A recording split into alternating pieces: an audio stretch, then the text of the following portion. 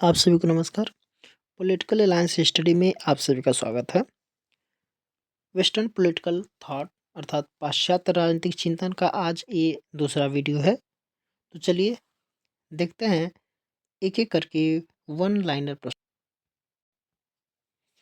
दिया है। अरस्तु के हिसाब से सर्वोत्तम शासन क्या है? तो हुकूमत, यहाँ पे दिया है हुकूमत, सर्वोत्तम शासन। अगला है कि ग्रीक नगर राज्यों के नागरिकों को माना जाता है मजिस्ट्रेट। आगे दिया कि केवल राज्य केवल समुदायों का समुदाय नहीं, यह एक सर्वोच्च समुदाय है। यह कथन है अरस्तु का। अगला दिया कि संविधान राज्य के कार्य तथा नागरिकों के अधिकार निश्चित करता है। तो एक भी कथन है अरस्तु का। आगे दिया है जॉन लॉक 3 प्रकार के प्राकृतिक अधिकारों की चर्चा करता है। वे अधिकार हैं जीवन का अधिकार, स्वतंत्रता का अधिकार और संपत्ति का अधिकार।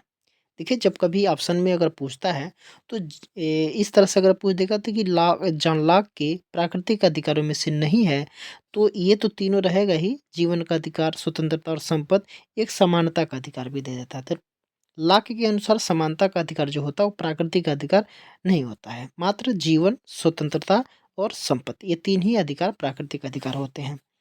आगे दिया है कि लॉक के मत में जिस उद्देश्य के निमित्त राज्य रचा गया है वह समुदाय की भलाई के लिए। आगे दिया है सुमिलित करना है, पुस्तक दिया है और एक तरफ लेखक दिया है। लिया है कि सुम्मा थियोलॉजिका, ये 1485 में लिखी गई है, थॉमस एक्विनास के द्वारा लिखी गई है। लेवायथन 1651 में लिखी गई है, थॉमस हॉब्स के द्वारा लिखी गई है। द रोड टू सर्फडम 1944 में फ्रेडरिक हेयक ने द्वारा लिखा है। फोर एसे ऑन लिबर्टी 1969, ये बर्लिन की कृति है। आगे दिया है कि ईमाइल के जो लेखक हैं वो है रूसो। ईमाइल के लेखक रूसो हैं। आगे दिया कि विश्वास आश्रित न्याय न्यास अर्थात फिडुशियरी ट्रस्ट की अवधारणा प्रदान की है, तो लॉक ने प्रदान की है। आगे दिया कि जीवन एक शक्ति के बाद दूसरी शक्ति पाते रहने की सतत एवं बेचैन इच्छा है जिसका अंत मृत्यु के साथ ही होता है। ये कथन है हाब्स का। आगे है हाब्स के सामाजिक समझौते में संप्रभु था, तो ये समझौते के ऊपर। आगे दिया कि कला एवं विज्ञान के विकास ने मानव को भ्रष्ट कर दिया, तो ये रूसो का एक कथन है। आगे एक उदारवादी राजनीतिक दर्शन के जनक लॉक को कहा जाता है। आगे दिया है कि हाब्स की प्राकृतिक दशा का दैत्य मनुष्य कभी भी नहीं हो सकता है, ये लिखा है स्पिनोजा ने। आगे दिया है कि वह विचारक जिसके अनुसार प्राकृतिक अवस्था में मनुष्य बुद्धि तर्क वितर्क के बजाय भावनाओं से संचालित था, तो ये रूसो के अनुसार है। आगे है कि मनुष्य को स्वतंत्र होने के लिए बाध्य किया जा सकता है, ये भी रूसो का कथन है। आगे है हाब्स के अनुसार प्राकृतिक अवस्था। देखिए हाब्स के अनुसार प्राकृतिक अवस्था जो थी पूर्व राजनीतिक थी और पूर्व सामाजिक थी, यानी कि न तो उन लोगों में सामाजिकता की भावनाएं थी और न राजनीति की भावनाएं थी। न राज्य था, न राजनीति थी और न समाज था, न सामाजिकता का कुछ भावनाएं थी। इसलिए कहा जाता पूर्व राजनीतिक और पूर्व सामाजिक। आगे हाब्स के बारे में एवस्टीन ने लिखा है कि हाब्स का सामाजिक समझौता प्रजाजनों के बीच होता है, तो ये एवस्टीन ने लिखा है। आगे प्राकृतिक अवस्था जो थी शांति, सद्भावना, पारस्परिक सहयोग और तथा सुरक्षा की अवस्था थी, तो ये है जॉन लॉक, ये कथन है। आगे की वह चिंतक जिसने दी आर्ट ऑफ वार लिखी है, तो ये मैकियावेली ने लिखी है। अगला व्यक्ति अपने पिता की मृत्यु को भूल सकता है परंतु अपने पैतृक संपत्ति की हानि को नहीं भूलता है। यानी कि पिता की मृत्यु को भूल सकता है लेकिन उसके संपत्ति को, हानि को नहीं भूलता। ये जो कथन है मैकियावेली का कथन है। आगे है स्वतंत्रता को कानूनों की चुप्पी के रूप में परिभाषित करता है थॉमस हॉब्स। आगे लिखा कि पुस्तक है रीजनेबलनेस ऑफ क्रिश्चियनिटी, प्रकाशित हुई थी 1695 में।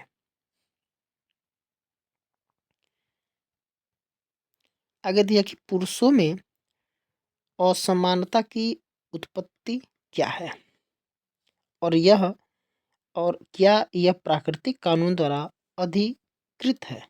यह निबंध लिखा है जीन जैकस रूसो ने। आगे है कि मानव के विचार अभिव्यक्त की स्वतंत्रता पर प्रतिबंध लगाना वर्तमान एवं भविष्य की नस्लों को लूटने के समान है। तो ये कथन है J.S. मिल ने, अर्थात इसको कहा जाता है जॉन स्टुअर्ट मिल ने। आगे दिया कि रूसो द्वारा किए गए सरकारों के वर्गीकरण में सम्मिलित नहीं है, तो धनिक तंत्र नहीं सम्मिलित है। आगे है यहाँ पे दिया कि वह मध्ययुगीन विचारक जिसने अरस्तु के मूल राजनीतिक विचारों को अपनाया है, तो संत थॉमस एक्विनास ने। इसको संत थॉमस या संत थॉमस एक्विनास कहा जाता है।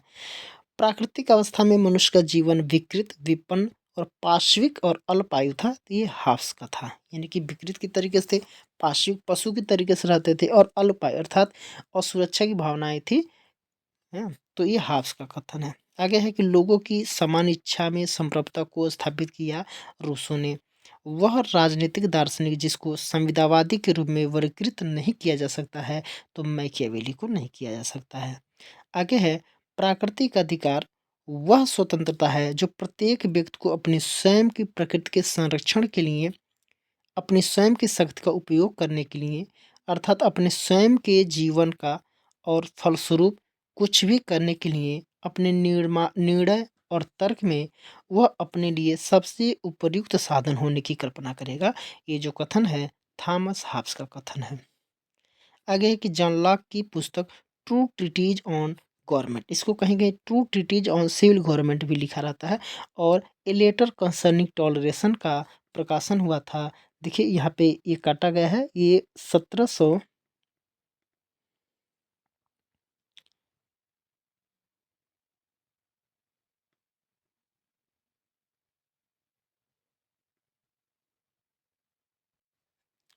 ठीक है, तो ये यहाँ पे काटा गया है, तो ये हो जाएगा 1689 में। यहाँ पे ये 1689 हो जाएगा, तो ये 1689 में प्रकाशित हुआ था।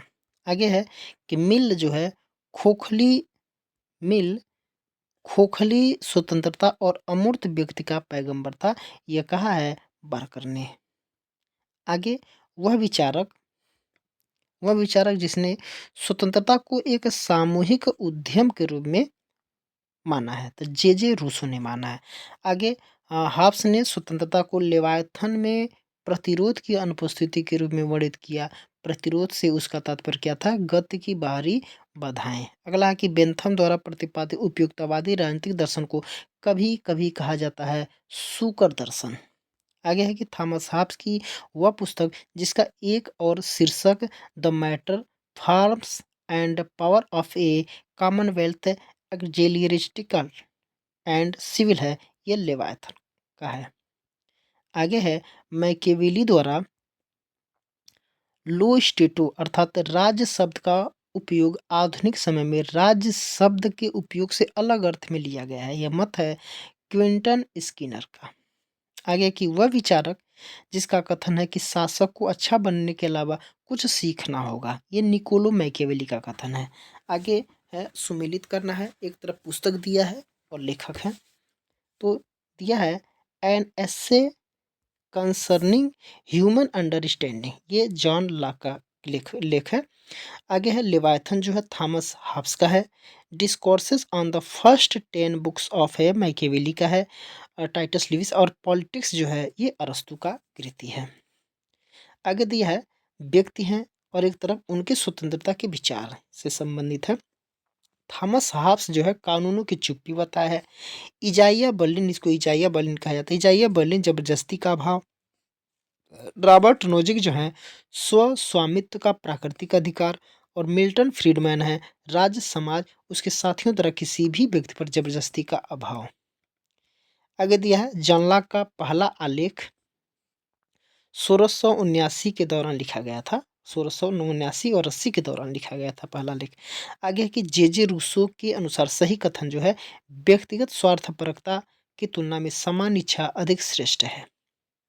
जे रूसो अर्थात जेन जेकस रूसो को कहा था। देखिए, सामाजिक समझौता सिद्धांत में प्राकृतिक अवस्था का आशय है राज्य के निर्माण के पूर्व की अवस्थाएं। आगे थॉमस हॉब्स ने प्राकृतिक विज्ञान के सिद्धांत से प्राप्त अभिधारणा के आधार पर निर्माण किया अपने राजनीतिक दर्शन का। आगे प्राकृतिक अवस्था वाले मनुष्य को आदर्श बर्बर की संज्ञा दी है, तो ये रूसो ने दी है। प्राकृतिक अधिकार के सिद्धांत से संबंधित है लाक। आगे है कि वह राजनीतिक चिंतक जिसने अपनी आत्मकथा में लिखा कि उसकी माँ ने जुड़वा बच्चों को जन्म दिया, स्वयं और उसे तथा डर। देखिए, ये जो थॉमस हॉब्स जो हैं, इनका जब जन्म हुआ था तो उसमें स्पेन ने इंग्लैंड पे आक्रमण किया था और ये इंग्लैंड के ही थे। तो स्पेन ने इंग्लैंड पे आक्रमण किया था, तो उसी समय भय यानी कि युद्ध चल रहा था, उसी में इनका जन्म हुआ था। ठीक।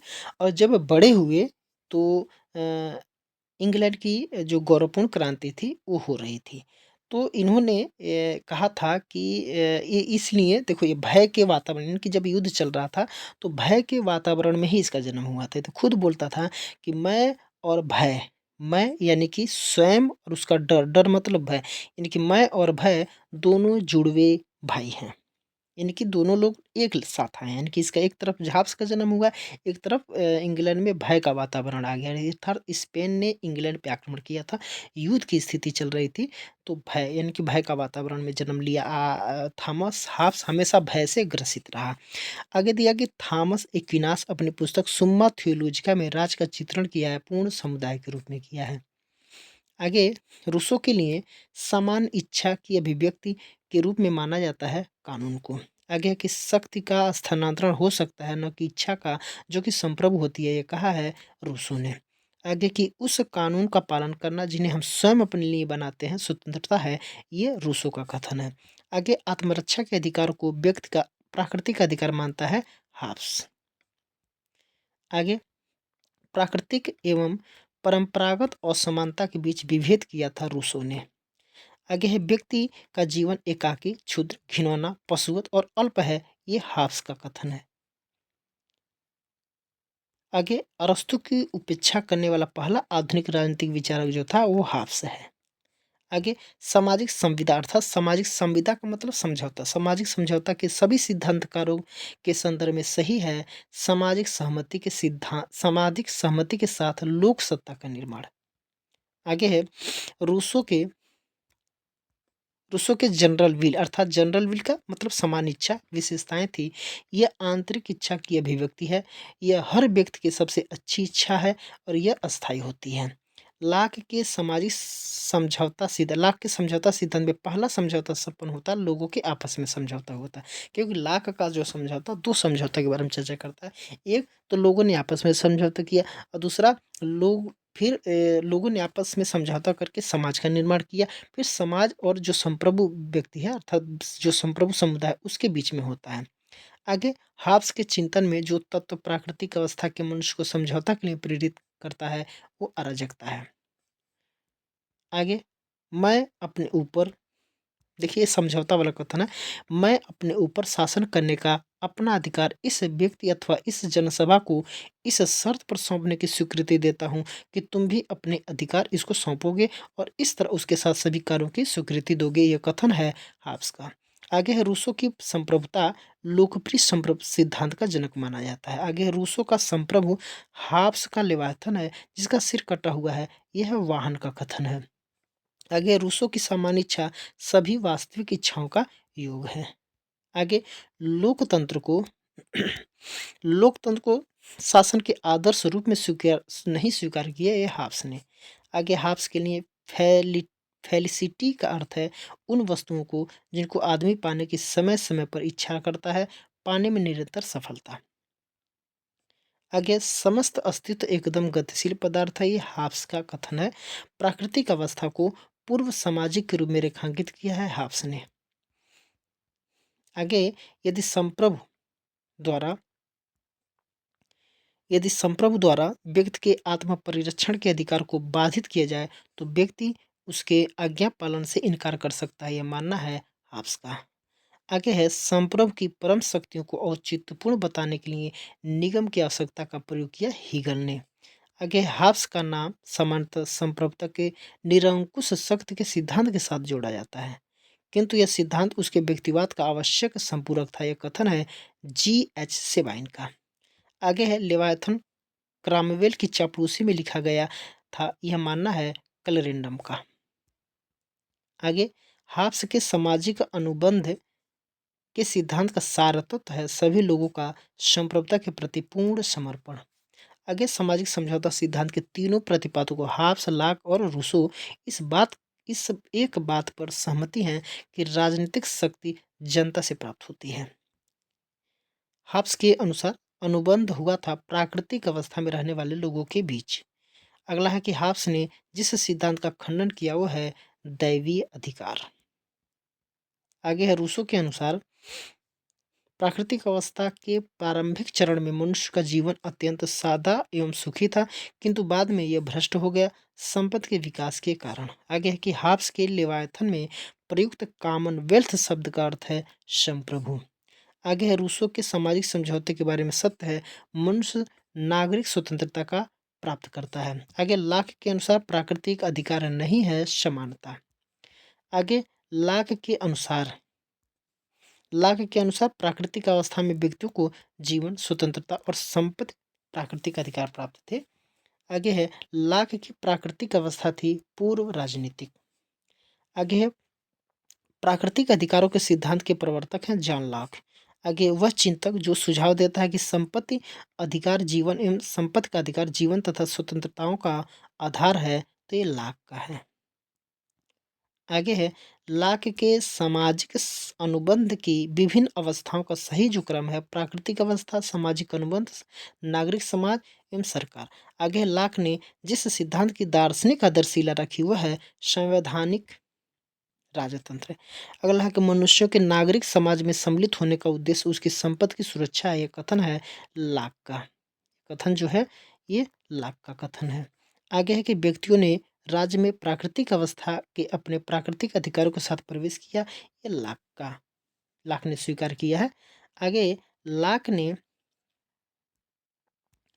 लॉक ने यहाँ पे खाली स्थान है सीमित संप्रभुता सिद्धांत का समर्थन किया। सीमित संप्रभुता का मतलब लॉक ने जो इस संप्रभुता का सिद्धांत का यानी कि जिस राज्य का निर्माण किया उसमें व्यक्तियों ने सारे अधिकार नहीं दिए हैं बल्कि कुछ अधिकार दिए हैं और कुछ अधिकार अपने पास रखे हैं, इसलिए राज्य सीमित हो जा रहा है।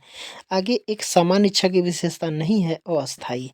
अगला है प्राकृतिक अवस्था का समर्थक है रूसो। आगे है कि कला एवं विज्ञान के विकास ने मानव को बर्बर कर दिया, यह कहा है रूसो ने। देखिए रूसो ने जो मानव स्वभाव बताया था, ये कहा था कि मनुष्य जो है एकदम उदासीन होते हैं, उनको कला विज्ञान का या किसी भी चीज़ का कोई ज्ञान नहीं होता है, वो एकदम अविवेकी होते हैं। इसलिए ये कहता है कि कला और विज्ञान का जब विकास हुआ तो मानव को बर्बाद कर दिया। इस पे एक निबंध भी लिखा था जिसमें इसको पुरस्कृत भी किया गया था। ठीक है, तो ये रूसो का कथन है। आगे लेवायथन आंग्ल भाषा में लिखी गई राजनीतिक दर्शन की महानतम और संभवतः एकमात्र अति उत्तम रचना है, ये कथन है ओक्साट का। आगे है हाब्स का लेवायथन राजनीतिक दर्शन की श्रेष्ठ कृति है, ये कथन है ओक्साट का। अगला है लाक के सामाजिक समझौते के अंतर्गत लोग छोड़ते हैं प्राकृतिक कानूनों की व्याख्या, उन्हें क्रियान्वित करने का अधिकार। अगला है कि संवैधानिक सरकार के विषय में चर्चा करता है लाक। अगला है कि रूसो की प्राकृतिक अवस्था में मनुष्य को सदाचार एवं बुराई दोनों का ज्ञान नहीं था। अगला रूसो के सामान्य संकल्प के सिद्धांत एवं सामाजिक अनुबंध के नैतिक महत्व को अनुबंध के आध्यात्मिक सिद्धांत के रूप में विकसित किया, वो है कांट। अगला संप्रभुता के उच्च धर्माध्यक्ष के रूप में जाना जाता है रूसो को। अगला है कि लाक की प्राकृतिक अवस्था को अस्पष्ट प्राकृतिक अवस्था कहा है मैकफर्सन ने। अगला दिया है कि प्राकृतिक कानून और नागरिक कानून के मध्य स्पष्ट अंतर करके हाब्स ने विश्लेषणात्मक विधि शास्त्र की उस पद्धति की आधारशिला रखी जिसे बाद में बेंथम और ऑस्टिन द्वारा विकसित किया गया था। ये कथन जो है ये सेवाइन का है। सेवाइन ने बताया था लाख की प्राकृतिक अवस्था पूर्व राजनीतिक तो है परंतु पूर्व सामाजिक नहीं है, क्योंकि इस अवस्था में रहने वाले लोगों का समाज समष्टिगत सामाजिक जीवन के रूप में एक समाज है। देखिए इसको आसान भाषा में अगर कहें, पूर्व राजनीतिक तो नहीं था लेकिन पूर्व सामाजिक था। देखिए लाक ने मानव स्वभाव के बारे में बताया था कि अच्छे होते हैं, परोपकारी होते हैं, एक दूसरे की सहायता भी करते हैं, स्वभाव से बहुत ठीक ठाक होते हैं, तो इसलिए इनका समाज बन चुका था। लेकिन ये कोई ऐसी कानून और कोई ऐसा राजा या कोई ऐसा शक्तिशाली नहीं था जो इनकी रक्षा प्रदान कर सके। इसलिए यानी कि ये लोग किसी के द्वारा शासित नहीं हुआ होते थे, इनके अंदर कोई शासक नहीं था, इसलिए राजनीति नहीं थी, यानी कि पूर्व राजनीतिक अवस्था थी, लेकिन सामाजिक थी। अर्थात लोग अच्छे से एक दूसरे के परोपकार के रूप में एक दूसरे से मिलजुल करके शांति के रूप में रहते थे, इसलिए सामाजिक थी। अगला है सामान्य इच्छा की अवधारणा गुणात्मक अवधारणा है।